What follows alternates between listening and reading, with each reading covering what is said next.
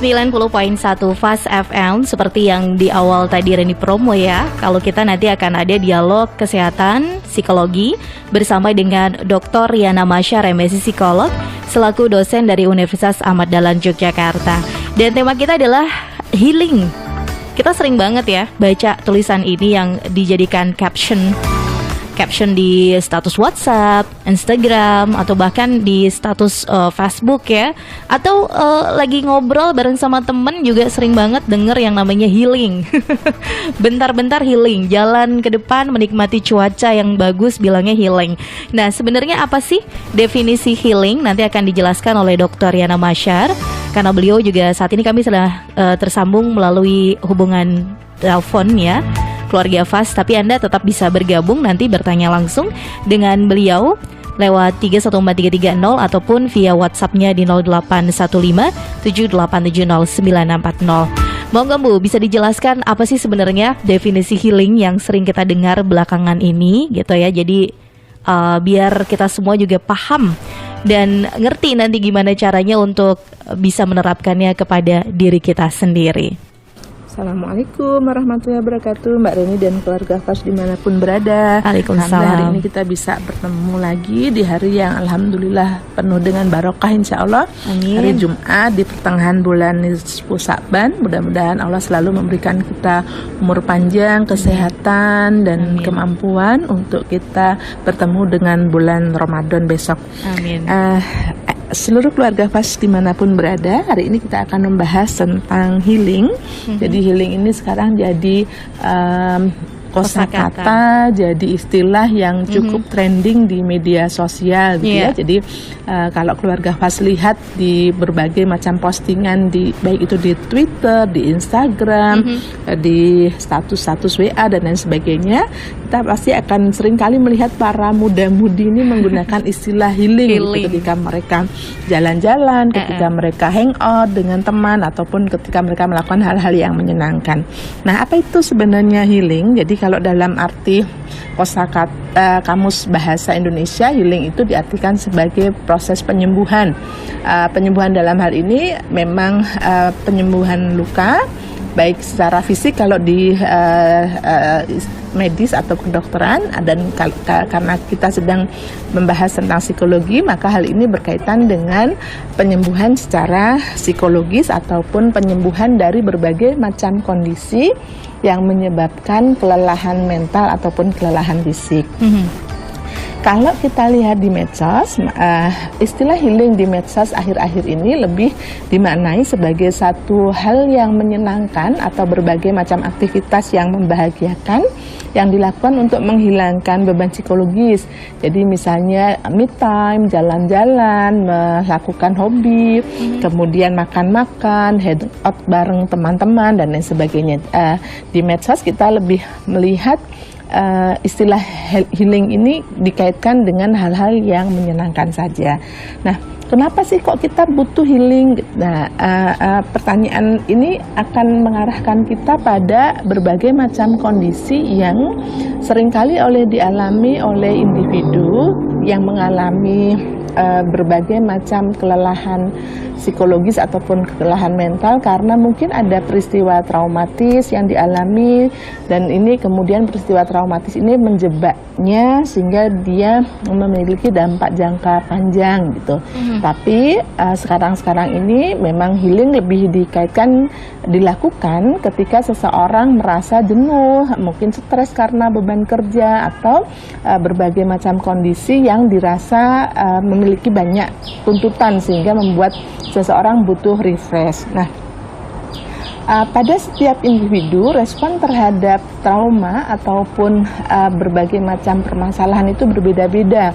Bisa dilihat dari berbagai macam kondisi yang dialami oleh individu tersebut. Jadi seberapa mampu seseorang merespon stres ataupun trauma yang dialami itu tergantung pada berat ringannya tingkat stresor atau tingkat tekanan ataupun tingkat masalah yang dihadapi, lalu kemudian adanya jenis-jenis trauma atau permasalahan yang dihadapi ketika seseorang mengalami stresor ataupun permasalahan yang bertubi-tubi. Jadi misalnya sudahlah kehilangan orang tua atau orang yang disayang, kemudian ada masalah ekonomi, masih terbebani oleh harus melunasi hutang, ditambah lagi kemudian mungkin dihianati oleh orang yang dicintai misalnya. Nah, ketika berbagai macam jenis permasalahan ini terjadi secara berbarengan, maka sangat mungkin kondisi psikologisnya bisa mengalami gangguan ataupun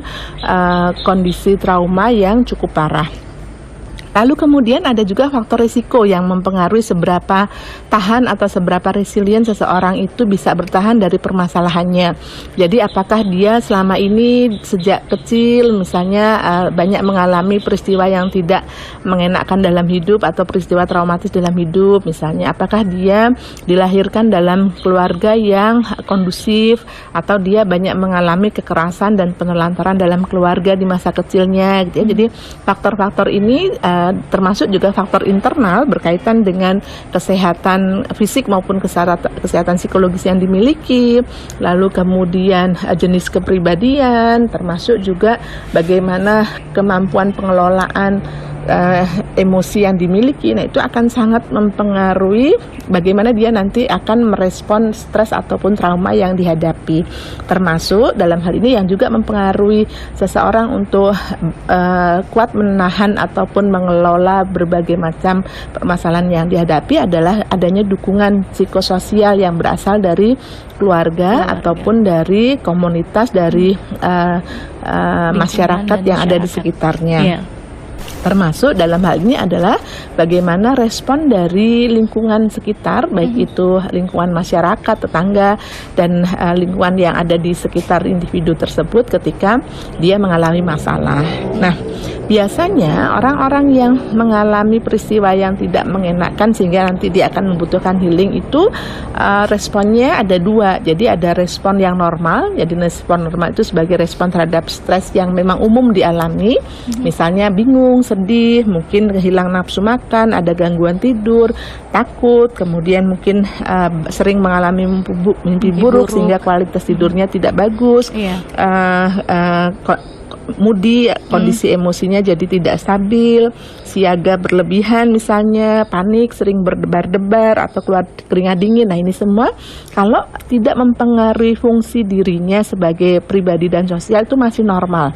Nah, akan menjadi sebuah gangguan psikologis kalau berbagai macam permasalahan atau stres yang dialami itu kemudian memunculkan adanya gejala-gejala post traumatic syndrome disorder atau gangguan stres pasca trauma. Jadi biasanya ditunjukkan dengan gejala-gejala seperti adanya re-experiencing atau seolah-olah mengalami lagi gitu. Jadi peristiwanya sudah berhari-hari yang lalu tapi dia sering merasa gitu ya? Seolah-olah pengalaman itu baru saja terjadi, sehingga reaksinya kembali seperti awal ketika dia mengalami peristiwa itu benar-benar terjadi. Atau dia mengalami hyperarousal, yaitu kondisi di mana dia waspada ataupun curiga berlebihan sehingga mengganggu kesehariannya, daily activity-nya. Jadi mengganggu kemampuannya untuk tidur, kemudian juga mengganggu aktivitas-aktivitas yang lain. Nah, atau gejala yang ketiga yang juga sering dialami orang yang mengalami stres berat adalah terjadinya penolakan atau penghindaran terhadap berbagai macam hal-hal yang nyaris serupa dengan apa yang dialami. Termasuk dalam hal ini mungkin akan menghindar orang-orang baru ataupun orang-orang yang mungkin tidak terlalu dekat gitu ya, sehingga biasanya cenderung menarik diri dan kemudian mungkin ada gejala-gejala depresi yang dialami. Oke. Ya, baik. Dan Bu, dari penjelasan tadi gitu ya, sebenarnya healing ini kan pastinya ada beberapa jenis gitu ya. Jadi mungkin bisa dijelaskan nih kepada keluarga FAS, ada berapa jenis sih atau berapa macam sih healing tadi? Oke ya, Mbak Reni. Jadi istilah healing itu ada dua macam sebenarnya Mbak Reni. Kalau yang sekarang banyak beredar di media sosial itu biasanya fokusnya pada self healing atau bagaimana secara individu kita berupaya untuk menyembuhkan diri sendiri dari berbagai macam luka batin atau kekecewaan ataupun berbagai macam permasalahan stres yang kita alami. Nah, kemudian healing yang selama ini ada itu adalah healing yang dilakukan dengan bantuan profesional. Jadi healing dengan bantuan profesional ini bertujuan untuk menyembuhkan luka batin, dilakukan oleh seorang profesi ya yang dia memiliki keahlian di bidang itu, entah itu misalnya oleh para psikolog ataupun oleh para psikiater misalnya, atau mungkin berbagai macam jenis-jenis terapi profesional yang lain. Kalau sekarang mungkin berkembang misalnya hipnoterapi misalnya, atau penanganan atau terapi dengan NLP dan lain sebagainya. Nah, itu bisa termasuk dalam healing yang dilakukan oleh para profesional. Nah, nah terus yang kita lakukan kalau misalnya kita pengen melakukan self healing nih Bu, seperti yang Bu bilang tadi, dan mungkin saja tidak melibatkan profesional. Gimana nih Bu biar kita nggak salah jalan? Bagaimana self healing ini dilakukan? Biasanya self healing ini dilakukan untuk bertujuan membuat diri kita lebih memahami kondisi yang sedang kita alami. Dengan kita memahami diri atau berbagai macam permasalahan yang kita alami, kita akan lebih bisa mudah menerima ketidaksempurnaan yang ada pada diri kita. Dan penerimaan ini nanti kemudian akan mengarahkan kita untuk membentuk pikiran dan perasaan yang positif. Lalu juga kemudian dengan pikiran dan perasaan yang positif diharapkan self healing nanti akan menumbuhkan rasa berdaya, sehingga nanti ketika kita kembali menghadapi permasalahan tersebut, kemampuan kita dalam mengelola konflik dan menghasilkan solusi yang memberdayakan itu lebih dapat kita munculkan dari diri kita secara optimal. Nah, ada beberapa cara Mbak Reni yang bisa dilakukan oleh individu untuk melakukan self healing. Yang pertama biasanya yang banyak dilakukan itu meditasi gitu ya Mbak Reni, atau mungkin kalau kita umat Islam mungkin memperbanyak zikir, kemudian memperpanjang sujud kita misalnya.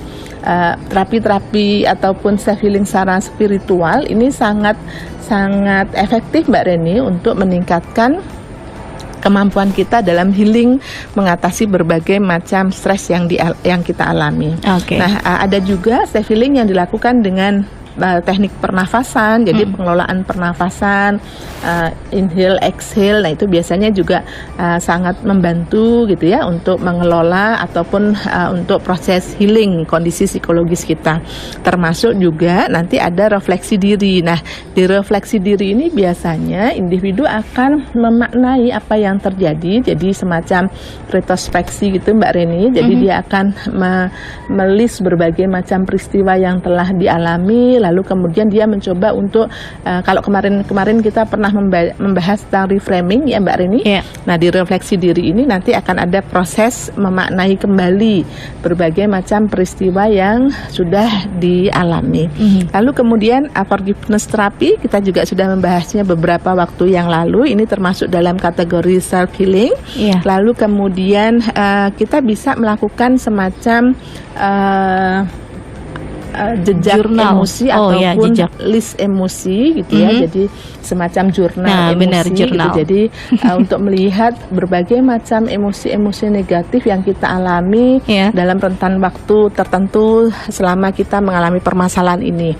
Nah, biasanya seseorang yang melakukan jurnal emosi ini dia akan bisa melihat dinamika psikologis ataupun berbagai macam suasana hati yang dialami, sehingga kemudian dia akan lebih mudah untuk melihat peta-peta emosinya. Oh, ternyata aku tuh sangat mudah emosi ketika pagi hari misalnya. Nah, ketika kita memahami peta-peta emosi itu, biasanya kemudian kita akan memiliki gambaran yang lebih real gitu untuk mengantisipasi agar berbagai macam mood negatif itu bisa kita kelola dengan baik. Nah, ini nih yang banyak atau yang lagi tren di masyarakat Mbak Reni, yaitu melakukan aktivitas yang bisa kita jadikan sebagai mood booster. Nah, masyarakat secara umum di media sosial sekarang ini memfokuskan healing itu hanya di aktivitas yang menyenangkan. ke-6 ini Mbak Reni. Jadi aktivitas yang menyenangkan ya. Jalan-jalan, bareng me time gitu ya Bu. Belanja atau makan-makan atau melakukan hobi-hobi lain, me time misalnya dengan spa dan lain sebagainya. Nah, ini sebenarnya hanya salah satu bentuk saja Mbak Reni untuk menunjukkan bagaimana seseorang itu melakukan healing terhadap dirinya sendiri. Tapi karena ini hanya salah satu bentuk, sebenarnya ada banyak bentuk self healing lain yang itu bisa lebih efektif daripada hanya sekedar aktivitas yang menyenangkan. Jadi maksud saya, kalau aktivitas menyenangkan tanpa diberi makna itu kadang-kadang sifatnya tidak permanen. Jadi iya seneng pas belanja-belanja, seneng pas hangout bareng teman, seneng pas jalan-jalan atau liburan gitu. Tapi ketika kita tidak benar-benar memaknai, tidak menerima, tidak kemudian melakukan forgiveness terapi terhadap apa yang terjadi, misalnya itu ketika kita kembali dihadapkan dengan tumpukan masalah yang tadi tidak kita selesaikan karena kita hanya time out sebentar, maka ini tidak cukup efektif gitu. Kita akan efektif menjadikan aktivitas yang kita jadikan mood booster ini kalau kita benar-benar sudah memaknai dan kemudian juga melakukan semacam refleksi diri gitu ya, terhadap berbagai macam sumber stres yang dialami dan seberapa mampu kita berupaya mengelola sehingga tumbuh proses pemberdayaan diri. Nah, kemudian healing yang lain, self healing yang lain yang juga bisa kita lakukan untuk meningkatkan kemampuan kita menghadapi masalah adalah dengan olahraga secara rutin dan juga melakukan proses beristirahat yang berkualitas gitu. Jadi tidur yang berkualitas, makan yang berkualitas, termasuk melakukan berbagai macam jeda terhadap diri kita sendiri itu bisa masuk dalam kategori self healing. Nah, secara alamiah Allah sudah memberikan kita sebagai manusia itu kemampuan untuk menyembuhkan diri sendiri, Mbak Reni. Jadi memang otak kita didesain untuk memiliki kemampuan menyembuhkan diri, misalnya di luka fisik misalnya Mbak Ren ya, di luka fisik itu kita akan melihat bagaimana otak kita nanti mengatur seluruh sel tubuh kita untuk menutupi jaringan tubuh kita yang terluka dengan jaringan-jaringan baru. Nah, sebenarnya secara psikis juga kalau itu proses trauma atau stres yang kita alami tidak berat, nah hanya muncul respon-respon normal terhadap stres, maka healing ini akan tumbuh dari dalam kita sendiri. Tapi kalau misalnya permasalahan psikologis yang kita alami atau kelelahan mental yang kita alami itu sudah cukup berat, termasuk dalam kategori post traumatic disorder, maka pasti kita butuh ahli atau profesional lain Mbak Ren untuk mengatasinya. Nah, apa saja yang dilakukan oleh para profesional untuk membantu seseorang bangkit dari permasalahannya? Nah, biasanya para profesional ini akan membantu individu yang mengalami trauma ataupun stres dengan menyembuhkan luka batinnya melalui cara-cara yang sistematis yang diawali dengan assessment terlebih dahulu untuk melihat seberapa parah gangguan yang dialami, lalu kemudian baru kemudian memilih terapi yang tepat dan kemudian nanti diakhiri dengan evaluasi sebagai salah satu bentuk nanti untuk kemudian merancang tindak lanjut yang perlu dilakukan atau tidak perlu dilakukan. Nah, menurut Paula dan Gordon, Mbak Ren dan juga seluruh keluarga Fas dimanapun berada, para terapis profesional ini nanti akan bertujuan untuk membuat individu yang mengalami trauma atau stres itu memiliki kemampuan dalam 3 hal Mbak Ren. Jadi yang pertama, ketika seseorang itu saat dia mengalami peristiwa yang tidak mengenakan, konflik ataupun trauma, dia merasa merasa dalam kondisi bahaya, maka dalam terapi profesional diarahkan agar nanti si individu itu dari perasaan bahaya nanti akan berubah menjadi perasaan aman dan nyaman. Nah, kemudian orang-orang yang trauma juga biasanya memiliki perasaan menolak terhadap kondisi yang dialami. Jadi ada denial. Ada penolakan, ada ketidakterimaan, kemarahan, kekecewaan gitu ya. Nah, kondisi-kondisi perasaan-perasaan ini nanti kemudian akan diarahkan untuk bisa diterima ataupun di-acknowledge gitu ya oleh terapis, sehingga nanti individu yang bersangkutan akan bisa lebih legowo, lebih sumeleh dan lebih pasrah gitu dengan kondisi yang dialami. Nah, kemudian yang ketiga, biasanya orang-orang yang mengalami kelelahan batin ataupun permasalahan psikologis itu dia akan merasa terisolasi atau memang sengaja mengisolasi diri karena dia merasa tidak aman tadi ya, sehingga akhirnya reaksi yang dimunculkan atau defense mekanisme yang ditunjukkan adalah dengan mengisolasi diri. Nah, biasanya terapi profesional ini akan mengarahkan individu yang mengisolasi atau terisolasi tadi, kemudian untuk bisa terrekognisi lagi atau recognition dengan terhubung dengan interaksi sosial yang dia miliki sebelumnya. Nah, cara-cara ahli profesional itu banyak Mbak Reni, jadi tergantung beliau ini lebih pakar ataupun lebih ahli di bidang apa.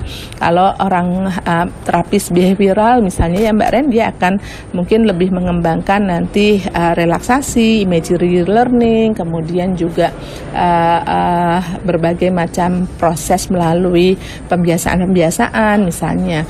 Nah, kalau orang-orang logoterapi misalnya Mbak Ren, jadi nanti beliau mungkin akan mengembangkan mindfulness terapi, forgiveness terapi, dan juga berbagai macam terapi-terapi yang sesuai dengan kemampuan atau keahlian beliau.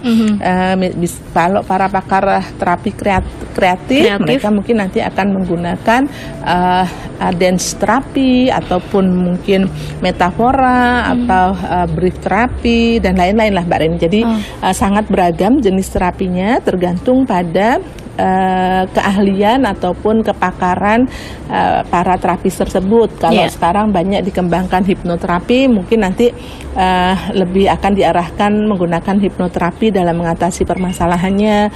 Kalau yang mungkin nanti mengarah pada art terapi, mungkin nanti akan diarahkan untuk merilis berbagai macam emosi negatif dan kemudian menemukan langkah-langkah untuk mengatasi permasalahannya dengan terapi seni melalui menggambar dan lain sebagainya. Jadi ini untuk di terapi yang membutuhkan bantuan profesional itu sangat tergantung pada si pakar itu sendiri, si ahli itu sendiri.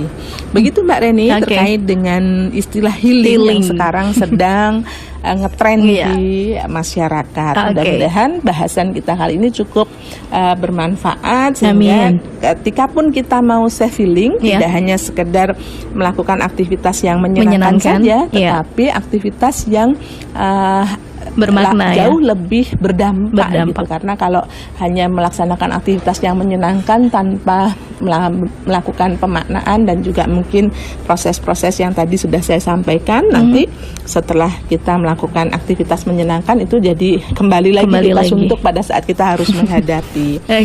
Sehat-sehat selalu Mbak Reni dan keluarga Fas dimanapun berada. Mudah-mudahan kita diizinkan untuk bertemu pekan depan untuk bersama-sama berada dalam ruang dialog psikologi di Fas FM. Amin, terima kasih. Terima kasih Bu atas waktu dan kebersamaannya. Sorry, jadi untuk keluarga Fas yang ingin bergabung, bertanya langsung dengan Dr. Yana, kita pending ya. Mungkin Jumat depan Anda bisa kembali bertanya berkaitan dengan healing ini lewat 314330 ataupun via WhatsApp-nya di 0815 7870 9640.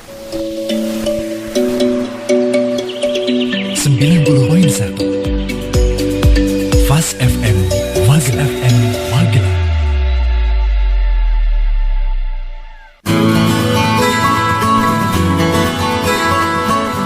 90.1 Fast FM. Terima kasih untuk Anda keluarga Fast yang sedari tadi ya tune in di sini di langkah kita. Terima kasih juga yang sudah ikutan bergabung tadi dalam dialog kesehatan psikologi bersama dengan Dr. Riana Masyar MSI.